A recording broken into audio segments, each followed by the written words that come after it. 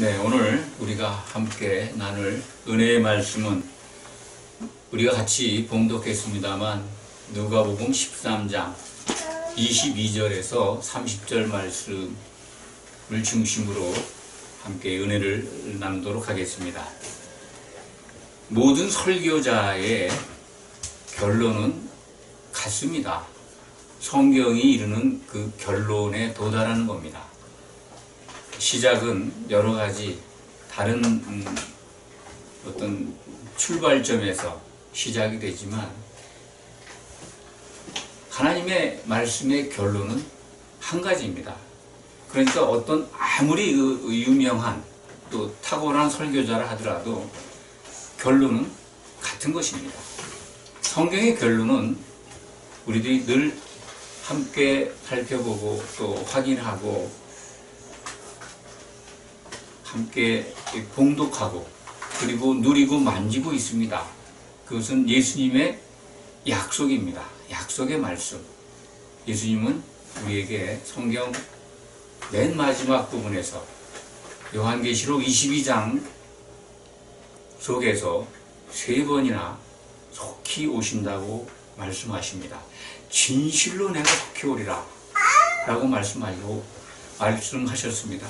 그것이 우리 성경을 보는 성도들이 늘 기억하고 확인하고 그렇다면 우리는 무엇을 해야 되는가 하는 것을 알고 대비해야 하는 것입니다.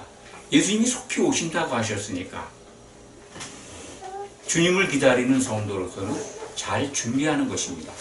모든 설교의 내용은 성도들이 그러한 주님의 뜻을 알고 잘 준비하도록 가르치고 인도하는 것입니다. 오늘 말씀은 예수님께서 공생의 기간 동안에 제자들에게 주신 말씀입니다. 어떤 제자가 길을 가는데 주님께 여쭤봅니다. 구원을 받는 자가 적으니까? 라고 묻습니다. 그 적다라고 하는 그 단어의 의미를 몇 차례 말씀을 드린 적이 있습니다. 올리고라고. 우리는 올리고당, 그 당분, 올리고당이라고 하는 당이 있다고 합니다. 그런데 당 성분, 당의 함량이 매우 적은 당이다. 그런, 누가 아는 분이 알려주더라고요.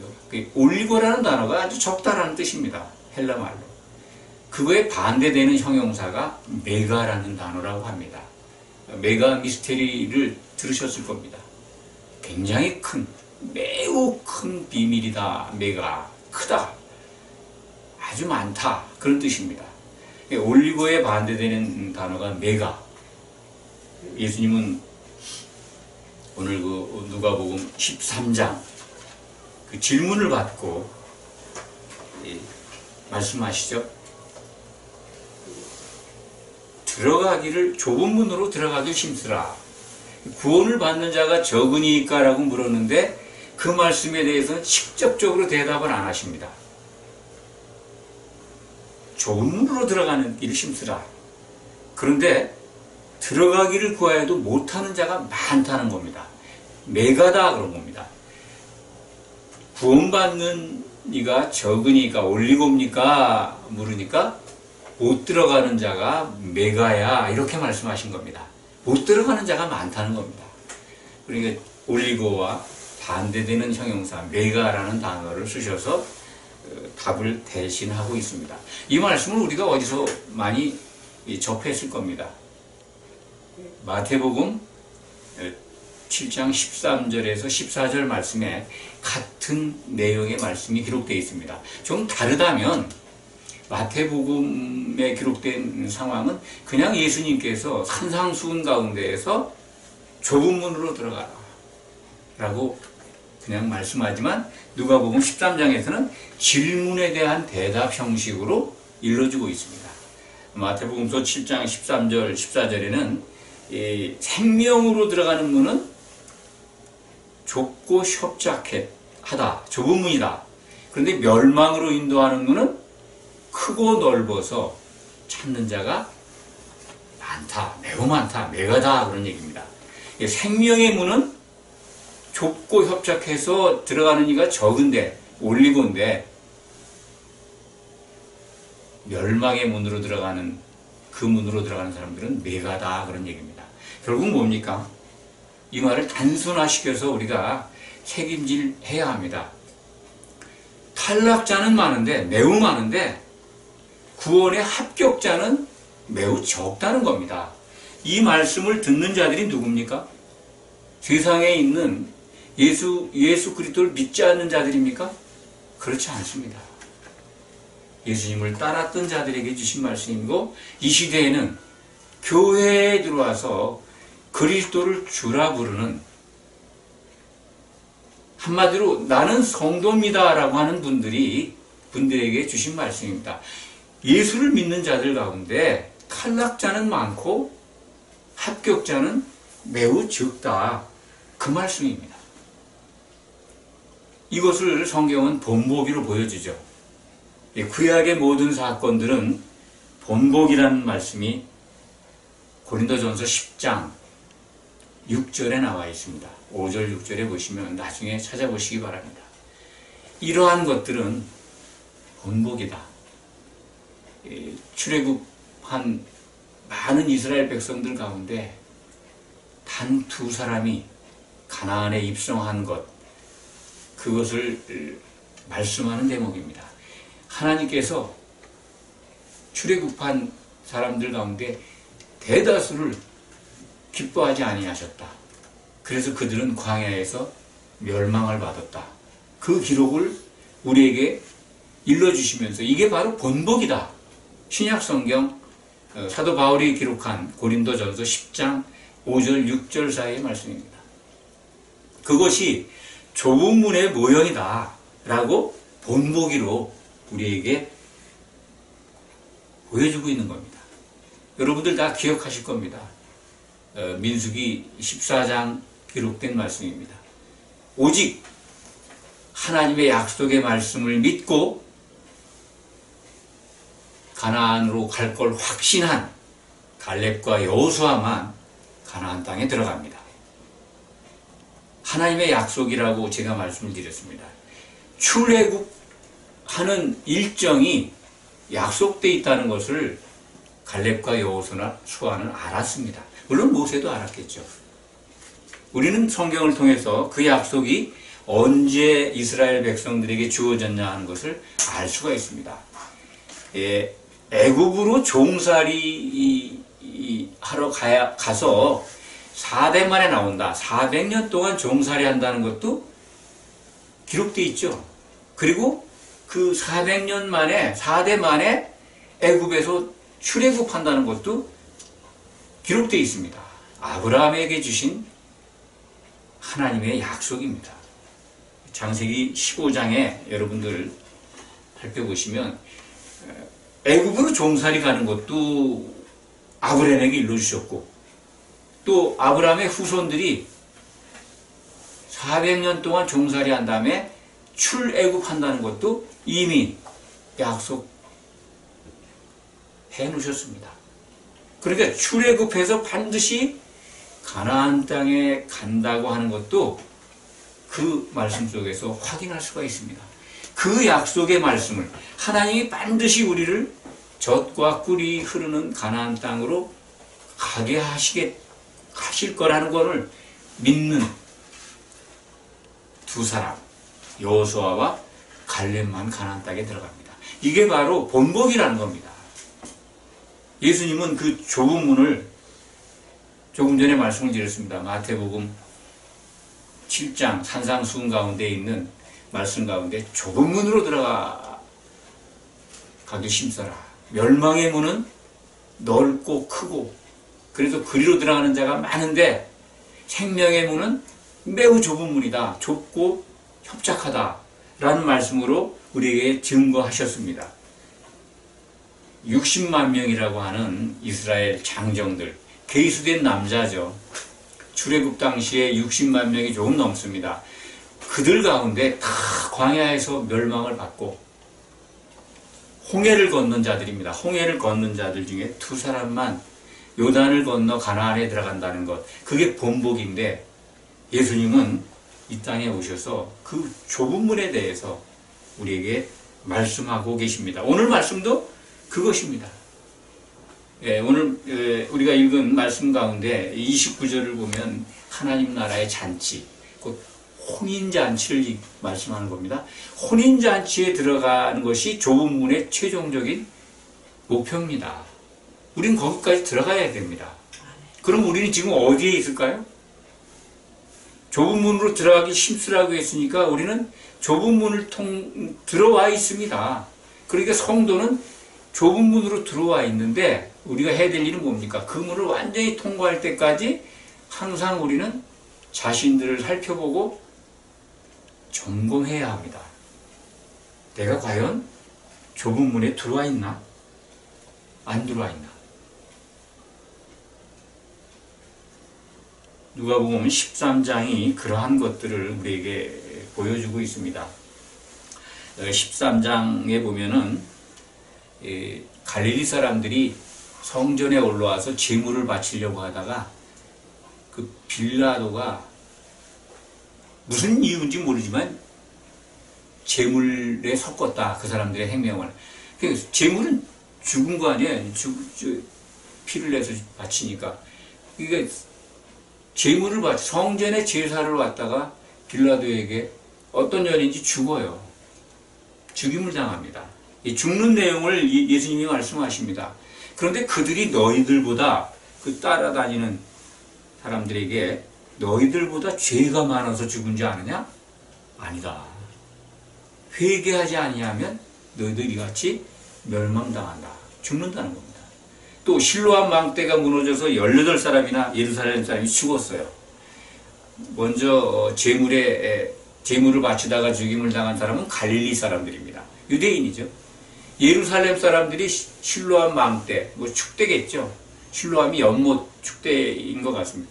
그 죽어요. 그들 또한 너희들보다 죄가 많아서 죽은 줄 아느냐? 회개하지 아니하면 너희들도 다 같이 망한다. 라고 말씀하십니다. 그것이 이제 13장 1절에서 5절까지의 말씀을 여러분들에게 소개를 해드린 겁니다. 회개해라는 겁니다.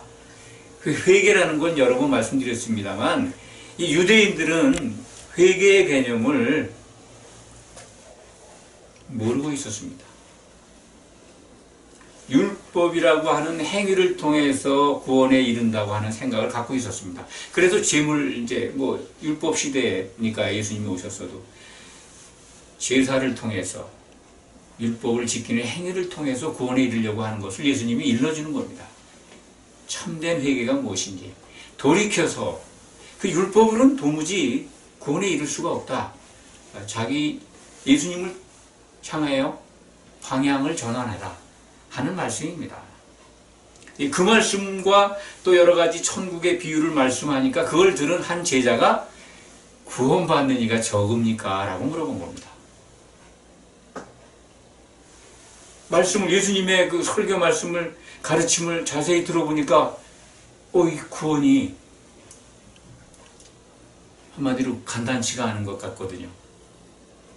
그러니까 예수님께 여쭤본 겁니다. 올리고입니까? 예수님의 대답은 탈락자가 많아 메가야 라고 답을 주신 겁니다. 좁은 문에 대한 신약 성경의 다른 데의 증거를 우리가 한번 찾아보아야 되지 않을까 하는 생각이 듭니다. 디모데후서 4장 10절에서 11절을 보면은 사도 바울의 마지막 편지입니다. 옥중서신 2차 투옥돼서 이제 로마 황제에 의해서 이제 순교당하기 직전에 쓴 마지막 서신이라고 합니다. 디모데후서. 거기에 보면은 사도 바울이 이제 옥에 갇혀서 죽을 날만 기다리고 있는데 그 무렵에 바울을 따랐던 많은 제자들이, 동역자라고 표현했던 사람들이 떠나갑니다. 그 중에 이제 대표적인 게 데마라는 사람이죠. 데마는 세상을 사랑해서 나를 버리고 갔다. 그것이 이제 디모데에게 보낸 편지에 나옵니다. 결국 누가만 나와 함께 있다. 그 성령 충만하고 하나님께 쓰임받은 사도 바울의 마지막 모습, 교회를 이루고 있는 두세 사람이 모여서 교회가 이루어지는데 누가만 같이 있습니다. 우리는 여기서 교회를 이루고 있는 성도들이 또 구원에 이르는 자들이 얼마나 적은가, 올리고인가 하는 것을 그 말씀을 통해서도 확인할 수가 있습니다. 교회에 좀 좁혀서 말씀드리면 자기가 속한 교회의 폭발적인 부흥, 그리고 교회 건물의 확장, 눈에 보이는 것들의 어떤 성장, 이런 것이 하나님이 기뻐하시는 일이라고 생각하는 분들이 많습니다. 다 그런 건 아닙니다만,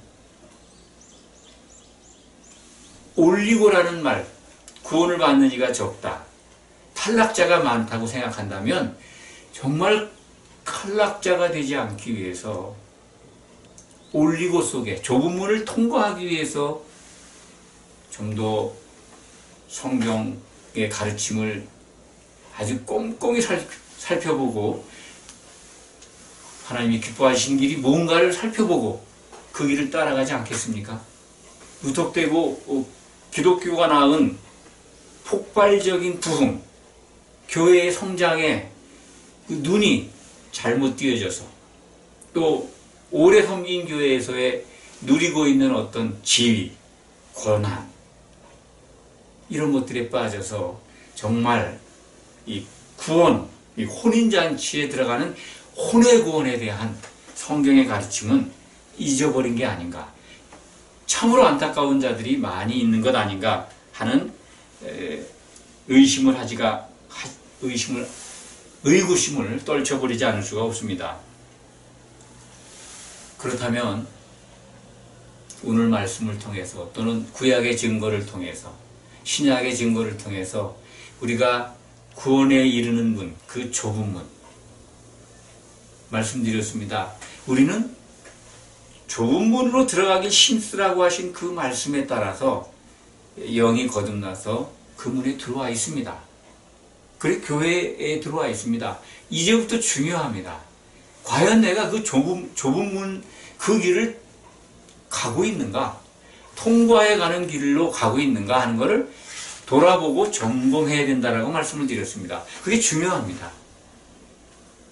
나는 지금 너무나도 행복해. 내가 섬기는 교회도 폭발적으로 성장하고 있고 교회 건물도 어느 교회보다도 웅장하게 그리고 호화롭게 지어져 있고 믿는 모든 사람들에게도 자부심을 갖고 어쩌면 신분 상승을 누리고 있는 그런 신앙생활 하는 분들도 있을 겁니다. 그곳에 빠져서 좁은 문이라고 하는 과정을 통과하는 데서 이탈될 수도 있다 하는 것을 우리는 깨어서 돌아봐야 합니다. 그렇다면 의심해야 합니다. 세상의 것도 잘 돼. 그리고 건강도 허락돼서 무병장수할 것 같아. 그리고 주변에 나와 관련된 모든 일들이 그야말로 만사 형통이야. 자식들도 뭐 좋은 학교, 좋은 대학, 좋은 직장 모두 거리낌이 없어. 참 복을 많이 받고 있다. 하나님 주신 은혜라고 생각하고 감사할 수 있습니다. 물론 그럴 수 있습니다. 그런데 과연 그게 좁은 문을 통과하는 과정에서 주어진 것일까 하는 것은 돌아봐야 한다는 것입니다. 매우 좁은 문인데 어디에도 만사 형통의 복을 주신다고 하는 신명기 28장 1절에서 13절까지의 말씀을 오해하는 건 아닌가? 내 명령을 한 가지라도 지키지 않으면 그런 만사 형통의 복을 주신다는 겁니다. 신명기 28장 15절 이하는요, 끝까지는요, 저주입니다. 한 가지라도 내 명령을 지키지 않으면 그 무시무시한 저주를 받게 된다고 하는 경고의 메시지가 말씀이 담겨져 있습니다. 그거는 생각하지 않아요. 그러니까 율법으로는 하나님이 제시한 그 복을 받을 수 없다는 겁니다. 우리가 저주에 속하지 않고 복을 받는 성도가 되려면 우리는 알고 있습니다. 예수 그리스도 안에 있지 아니하면 좁은 문을 통과할 수가 없습니다. 그러니까 이 교회에 들어와 있는 그리스도를 주라고 부르는 자들, 여기 보면 주여 주여 하는데 문이 닫혀요. 그들이 뭐라고 합니까? 문을 두드리면서 25절에 보면 너희가 어디서 온 자인지 알지 못한다는 겁니다. 마태복음 25장 12절에도 그런 비슷한 말씀이 기록되어 있습니다. 지혜로운 처녀들은 혼인잔치에 들어가는데 미련한 처녀, 기름을 준비하지 아니한 처녀들이 문이 닫힌 다음에 주여 주여 문을 두드립니다. 열어달라고. 그런데 예수님이 뭐라고 하십니까? 나는 너희를 도무지 이해하지 못한다. 알지 못한다는 거예요. 내가 다 일러줬지 않냐. 성령의 기름을 준비하라고. 좁은 문을 통과하라고 일러줬는데 이제 와서 문을 두드리니 난 알지 못한다는 거예요. 오늘 말씀도 나는 너희가 어디서 온 자인지 알지 못한다는 거예요. 우리의 믿음 생활이 그 혼인잔치의 문 앞에서 이런 대답을 듣는다면 얼마나 참혹합니까? 정말 상상할 수도 없는 겁니다. 그런데 그러한 것들이 경고로 예수님의 말씀을 통해서 기록이 되어 있습니다. 그때 가서 이들이 하는 것처럼 26절에 그들이 한 말처럼 말해도 될까요? 소용이 없습니다. 여기 그 기름을 준비하지 않은, 깨어서 준비하지 않은 자들의 말을 누가복음 13장 26절에 기록해 놓으셨습니다. 그때 너희가 말하되 우리는 주 앞에서 먹고 마셨으며 주는 또한 우리의 길거리에서 가르치셨나이다. 교회 생활을 했다는 거예요. 예수님의 가르침을 받고 있었어요. 주님이 주시는 떡과 포도주 먹고 마셨습니다.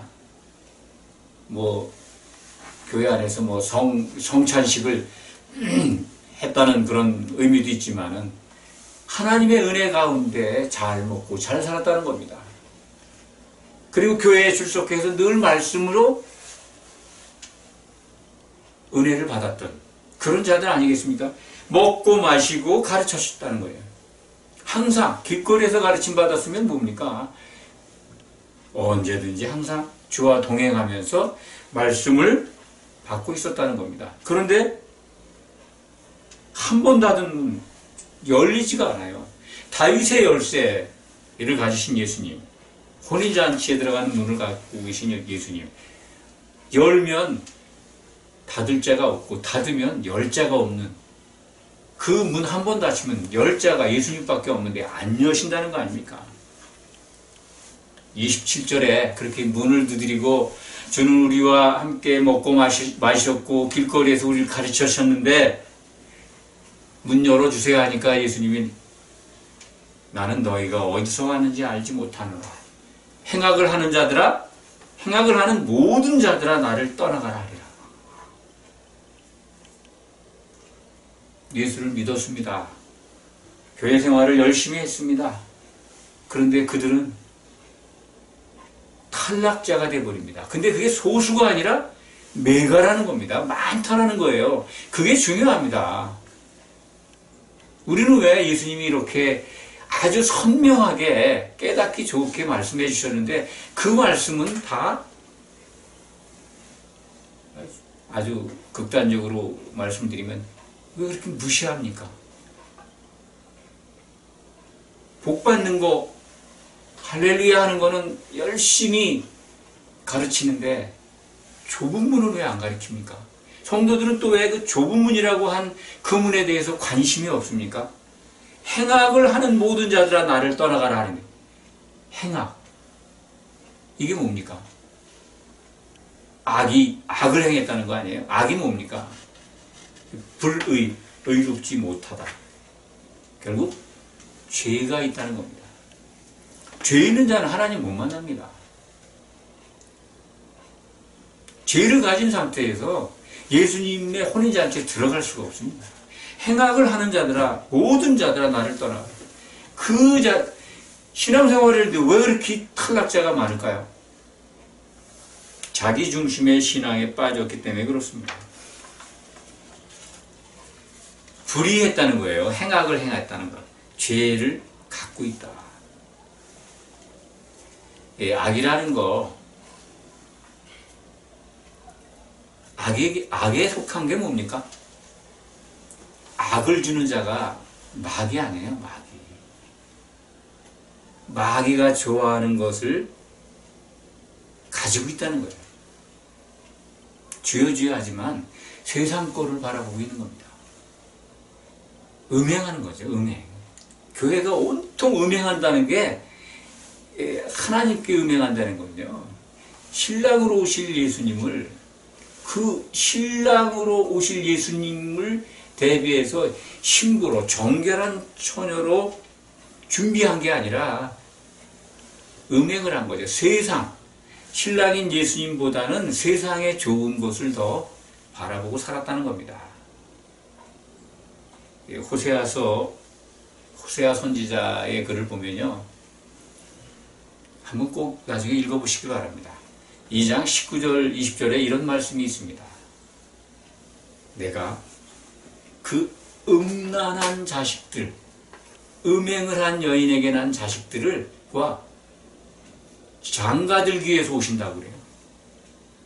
내가 진실로 장가들러 오겠다. 장가라는 표현입니다. 결혼하러 오신다는 거예요, 하나님이. 그게 예수님이 다시 오시는 거를 예고편으로 선지자를 통해서 보여주신 겁니다. 그런데 그 결혼 대상자가요, 호세아 보고 그래요. 너는 음란한 여인을 만나서 결혼해라. 그리고 자식을 낳아라. 그 음란의 자식들을 만들어요. 낳습니다. 내가 너희 하나님이 아니라고 얘기해요. 그런데 그들을 하나님의 긍휼로 정결하게 해서 결혼하러 오십니다. 근데 그 수가 많지 않다는 거죠. 메가가 아니라 올리고라는 겁니다. 그럼 결국 우리 신분이 뭡니까? 구약 성경을 기준한다면 악을 가지고 태어난 우리들, 마귀, 어둠 속에 그 마귀의 권세 아래서 아담 이후에 영이 죽어있는 마귀의 포로가 된 상태에서 태어난 우리들은 누구 자식입니까? 본질적으로 진노의 자식이라고 그러잖아요. 본질상. 그럼 누구의 자식이에요? 음란한 여인에 의해서 난 음란의 자식들이에요. 마귀의 자식들이라고요. 어둠 속에 있었던 그들을 불러서 정결하게 해서 깨끗하게 해서 그들과 결혼하기 위해서 예수님이 오신다는 겁니다. 그걸 알아야 돼요. 마귀의 자식들을 불러서 깨끗하게 해서 하나님의 아들들을 삼겠다는 게 이게 복음입니다. 우리가 지금 정결한 상태에서 태어났어요? 극단적으로 마귀의 자식들 그러면 너무나 기분 나쁘죠. 사실입니다. 우리가 어둠의 자식들이었잖아요. 본질상 진노의 자식들이었잖아요. 진노의 자식이 누굽니까? 마귀의 새끼들이지. 그냥 점잖은 표현으로 우리는 택함을 입었고 그거는 하나님의 긍휼과 은혜로 그렇게 우리가 부름을 받아서 이제 예수님 안에서 정결케 돼 가는 겁니다. 본질상 음란의 자식들입니다. 호세아 선지자를 통해서 우리에게 주신 그 말씀을 통해서 오후에 요한복음 8장 앞부분을 우리가 함께 살펴볼 터인데 이 가늠한 여인에 관한 말씀이 나오죠. 한 여인의 간음을 통해서 예수님은 교회의 간음을 말씀하는 겁니다. 이스라엘 백성들이 음란 가운데 음란한 자식들이 됐는데 그럼에도 불구하고 하나님은 그들을 긍휼로 은혜로 구속을 해서 그들과 결혼하러 오시겠다고 약속을 하십니다. 이게 얼마나 놀라운 은혜입니까? 우리의 본분, 우리의 신분을 알면 정말 꺼불렁거리지 않고 교만하지 않습니다. 본래 우리가 음란의 자식들이에요. 어둠의 자식들이고 마귀의 자식들이었어요. 그렇다면 그 긍휼과 은혜로 이제 선택을 받아서 그 은혜 안에 있습니다. 그럼 은혜 안에 있는 가운데 좁은 문으로 들어가기 힘쓰라 했으면 그 길을 유지하려면 신약 성경 사도들을 통해서 우리에게 주신 말씀에 귀를 기울여야 되지 않겠습니까? 아멘. 그 지혜로운 처녀처럼 혼인잔치에 들어가는 조건이 무엇인가를 성경에 일러주셨으니까 그것을 바라보고 예수님이 속히 오신다고 하는 약속을 굳게 믿고 준비해야 되지 않겠습니까? 계시록 22장 7절 12절 20절인가요? 내가 진실로 속히 오리라. 그렇게 3번씩이나. 그게 성경의 결론입니다. 오시겠다는 거예요. 그분이 오셔야 됩니다. 오실 때 만나야 합니다. 그것이 바로 좁은 문을 통과해서 혼인잔치에 들어가는 겁니다. 이게 성경의 결론이고 우리가 성도라면 그 말씀만 주목하고 뭐라고 신약성경은 예수님은 사도들을 통해서 좁은 문을 통과하는 방법을 제시해 주셨습니다. 그럼 그것이 뭔가를 살펴봐야 될 거 아닙니까? 마태복음 25장 지혜로운 처녀들이 준비했던 것 바로 그 기름입니다. 성령의 기름을 준비하는 겁니다. 그렇다면 그 준비하는 길이 무엇인가 하는 것은 우리에게 또 주어주셨습니다. 예수님의 이름으로 보내시는 게 성령입니다. 그럼 예수님의 이름으로 모인다면 함께 있겠다고 하신 그 말씀을 주목하면 됩니다. 두세 사람이 예수님의 이름으로 모인다면 성령의 기름을 부어주시는구나. 그렇다면 우리는 그 말씀을 따르는 겁니다. 에베소서 4장 4절 말씀인가요? 성령이 하나 되게 하신 것을 힘써 지키라. 4장 3절입니다. 성령이 하나 되게 하시는 분이다 하는 기록입니다. 하나 되게 하신다는 것은 예수님의 몸인 교회로 이 모인 성도들이 한 몸을 이루게 하신다는 겁니다. 하나 되게 하는 성령의 역사. 전에 말씀을 드렸습니다. 이 하나 되는 것, 예수님이 겟세마네 동산에서 마지막 기도 속에 있습니다. 우리가 하나 된 것 같이 사도들의 말을 듣고 나를 믿는 그들도 하나 되게 하옵소서라고 기도하셨습니다. 그것이 바로 한 몸을 이루라는 겁니다. 그런데 그 하나 되게 하는 것에 대한 기쁨이요 정말 놀라워요. 세상에 없는 평화와 기쁨과 희락을 누립니다. 성령 안에 있는 증거이기도 합니다. 로마서 14장 17절의 말씀입니다. 하나님 나라는 먹고 마시는 데 있는 것이 아니라 오직 성령 안에서 의와 평강과 희락이라. 성령 안에 있다면 그것을 누린다는 거예요. 과연 우리가 좁은 문을 통과하고 있는가?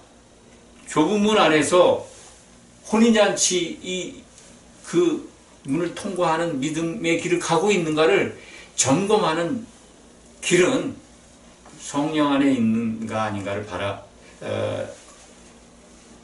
적용해 보면 알 수가 있습니다. 내가 지금 예수 그리스도를 믿고 신앙생활을 하고 있는데, 교회 생활을 하고 있는데 내 안에 그 참다운 의, 죄에서 자유로운 자유함을 누리게 됩니다. 의로운 자는요 자유함이 있습니다. 쫓기지 않아요. 의라는 거는요 죄와 사망에서 벗어나 있다는 겁니다. 그걸 누리는 자는요, 굉장한 자유함을 갖고 있습니다. 사람 눈치 안 봅니다. 오직 하나, 눈치 볼 게 있다면 하나님이 기뻐하시는가 아닌가 그것만 살펴봅니다. 얼마나 많은 사람들이 눈치 봅니까? 교회 안에서도 목사 눈치 보고 힘 있는 장로 눈치 보고. 그러지 마시기 바랍니다. 자유함이 있어야 합니다. 그리고 평강이라고 하는 건 하나 되는 겁니다. 내가 과연 성령 안에 있으면서 신앙생활하고 있는 어떤 성도라도 좋습니다. 같이 교회에 있건 떨어져 있건 미국에 있건 그와 교통하면서 정말 둘이 같은 생각으로 하나가 되어가 있는가, 평강을 이루고 있는가, 그리고 성령 안에 있는 그 기쁨이, 하나 되는 기쁨이 항상 그 실학이 내게 있는가, 이게 증거입니다. 성령 받은 자의 증거입니다. 다른 데서 무슨 특별한 능력, 뭐 예언의 기도, 방언의 기도, 성령 뭐 충만한, 성령 충만해야죠. 그런데 증거는 그렇습니다. 다른 거에서 증거 찾지 마시기 바랍니다. 이것이 바로 좁은 문을 통과하는 그 과정에서 우리가 점검해야 될 기준입니다. 성령이 하나 되게 하신 것을 지키라고 하신 그 말씀, 그리고 성령의 기름을 준비하라고 하신 신약성경 사도들의 또는 주님의 말씀, 그리고 하나 더 말씀을 드린다면 베드로 후서 3장 14절의 말씀, 점도 없고 흠도 없이 평강 가운데 나타나기를 힘쓰라. 흠이 정결한 처녀로 나타나야 합니다. 그러려면 그 정결한 한 처녀로 나타나기 위해서는요, 성도들 사이에 흠이 없어야 돼요. 지체들 사이에. 흠이 있는 지체는 거기 들어가지 못합니다. 그래서 탈락자가 많다는 겁니다. 흠이 없는 지체, 성도로서 예수 그리스도의 한 몸으로 세워지는 것, 그것이 올리고 구원, 아주 적은 수의 구원자 속에 들어가는 겁니다. 탈락자, 매가 정말 많은 무리들이 가는 멸망의 문, 그 문으로 우리는 절대로 가서는 안 됩니다. 이것을 기억하시면서 오늘 말씀을 늘 새김질하시기 바랍니다. 우리는 성령 안에서 한 덩이 떡이 되어서 예수님의 몸을 이루어야 될 성도들입니다. 아멘. 성도의 이름을 놓치지 마시기 바랍니다. 아멘. 꼭 붙들으셔야 합니다. 아멘. 기도하겠습니다. 아버지 하나님, 감사합니다. 아멘. 구약과 신약을 통해서 우리에게 장가들로 오신다고 하신 말씀 너무나 감사합니다. 얼마나 우리를 기쁘게 하고 또 우리가 위로를 받는지 모르겠습니다. 여호와를 그때 알게 될 것이라는 말씀 또한 기억합니다. 그날에 주님을 만나서 하나님이 어떤 분이신지, 우리 주님이 어떤 분이신지 더욱 분명하고 밝히 알게 될 것입니다. 그날의 기쁨을 기대하면서 우리는 믿음을 지켜나가기를 원합니다. 꼭 붙들어 주시고 승리하도록 인도해 주시옵소서. 예수 그리스도의 이름으로 감사드리며 간절히 기도하옵나이다. 아멘.